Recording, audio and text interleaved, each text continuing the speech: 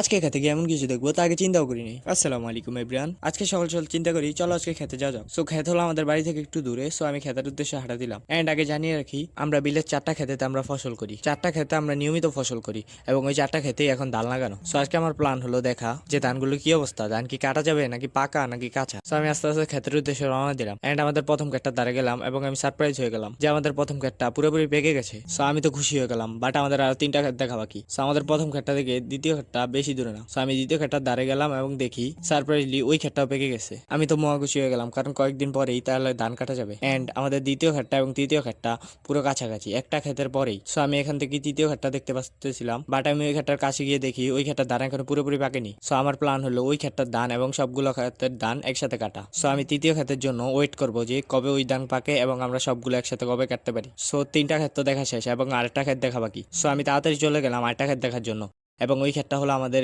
এই 3টা ক্ষেত থেকে একটু দূরে। সো আমাদের ওই ক্ষেতটা দেখতে একটু কষ্ট হবে, কারণ ওই ক্ষেতটা একটু দূরে, অত বেশি দূরে না বাট অল্প একটু দূরে। আর আমাদের এই 3টা ক্ষেতের থেকে ওই ক্ষেতটা সব থেকে ছোট, বাট আলহামদুলিল্লাহ এই 3টা ক্ষেত থেকে ওই ক্ষেতে ফসল মোটামুটি ভালো হয়েছে। এন্ড আমি হাঁটতে হাঁটতে বিলের মাঝখান দিয়ে চলে গেলাম ওই ক্ষেতের কাছে। এন্ড সারপ্রাইজলি ওই ক্ষেতের ধানও পাকা ছিল এবং আমি তো পুরোপুরি খুশি হয়ে গেলাম, কারণ 3টা ক্ষেতের ধানই পাকা, শুধুমাত্র একটা ক্ষেতের জন্য আমরা আটকে আছি। সো আর 2 দিন ওয়েট করবো এবং দেখবো যে তৃতীয় ক্ষেতের ধান পাকে কিনা এবং আমরা 4টা ক্ষেত একসাথে কাটবো ইনশাল্লাহ। সো আজকে হলো আমাদের এই আপডেট। যদি তোমরা নিয়মিত ব্লগ দেখতে চাও তাহলে ফলো করতে পারো। And tata.